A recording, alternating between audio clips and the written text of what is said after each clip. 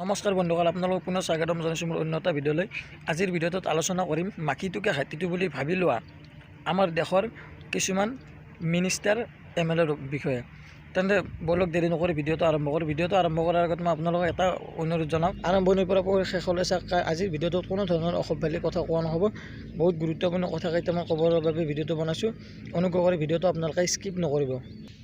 চৰকাৰ হ'ল 1 নম্বৰ ফাল্টু চৰকাৰ। এইখন চৰকাৰে মানুহক সাধাৰণ ৰাইজক বুৰ্বক বনোৱাৰ ধান্দাতে থাকে। বন্ধুসকল, বাতৰিত এনে প্ৰকাশ পোৱা মতে দেশৰ বহুত ডাঙৰ হাই প্ৰফাইল মন্ত্ৰী MLAৰো দেখাত ধৰা পৰিছে কৰোণা।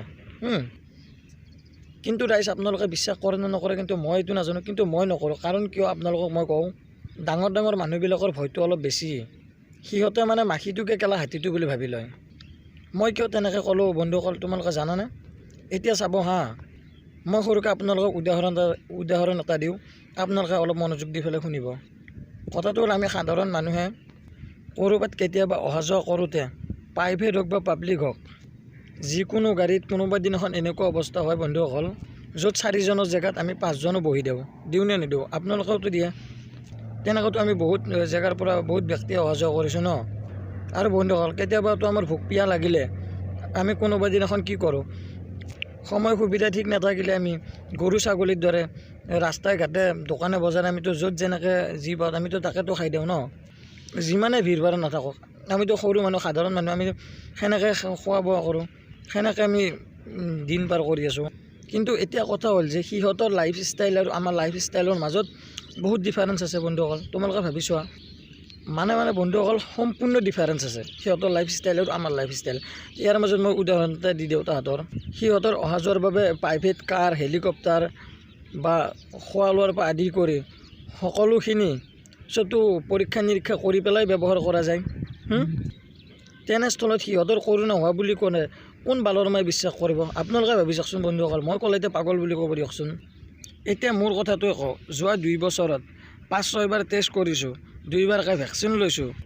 আমাৰ দেশত এতিয়ালৈকে একোৱে হোৱা নাই গেলা। মই নকৈছোঁ ইহঁতৰ ভয়টো অলপ বেছি। কি বন্ধুসকল, ইহঁতে সঁচাকৈ মাখিটোকে হাতীটো বুলি ভাবি লয়। সিহঁতৰ এইবিলাক সম্পূৰ্ণ নাটক হয়।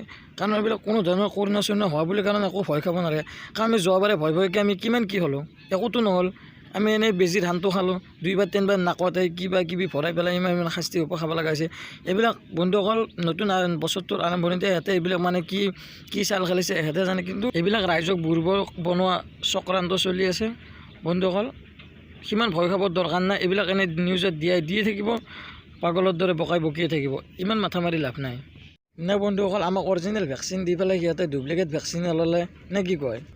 মই আপোনালোকক ডাঙৰ মানুহকেইটাক এটাই কথা কওঁ, এইবিলাক নাটক বন্ধ কৰক। আপোনালোকৰ যদি কৰোণা আৰু কেঞ্চাৰ একেলগেও যদি হয়, আপোনালোকৰ টেনশ্যন নাই। আপোনালোকৰ টকা পইচা থকা মানুহ আপোনালোকে বাচি যাব। আপোনালোকে বাচি যাব, আপোনালোকৰ টেনশ্যন নাই।